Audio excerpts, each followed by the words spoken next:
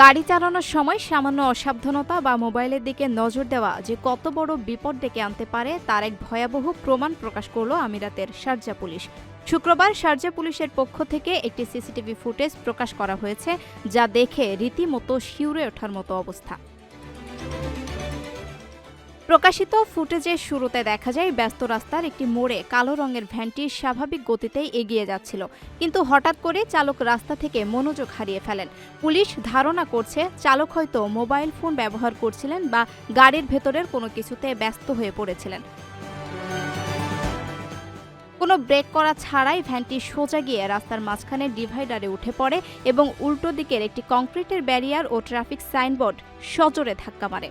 ধাক্কার তীব্রতা এতটাই বেশি ছিল যে ভ্যানটির পেছনের অংশ মুহূর্তের জন্য শূন্যে ভেসে ওঠে এবং গাড়ির ধ্বংসাবশেষ চারিদিকে ছড়িয়ে পড়ে। শারজাহ পুলিশ এই ভিডিওটি শেয়ার করে চালকদের স্মরণ করিয়ে দিয়েছে, চোখের পলক ফেলার মতো কম সময়ের অসাবধানতাও জীবনে অপূরণীয় ক্ষতি ডেকে আনতে পারে। এই ধরনের দুর্ঘটনা রোধে শারজাহের ট্রাফিক আইন অত্যন্ত কঠোরভাবে প্রয়োগ করা হচ্ছে।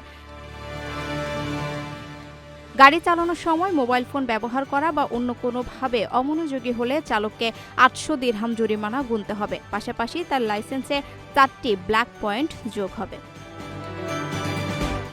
আপনার স্বপ্নগুলো আকাশ ছুবে প্রবাসীর হেলিকপ্টারের মাধ্যমে। বিয়ে, জন্মদিন অথবা যে কোনো বিশেষ প্রয়োজনে হেলিকপ্টার ভাড়া করতে যোগাযোগ করুন স্ক্রিনে দেয়া নাম্বারে। প্রবাসীর হেলিকপ্টার, নিরাপদ ও সাশ্রয়ী বাহনের বিশ্বস্ত নাম।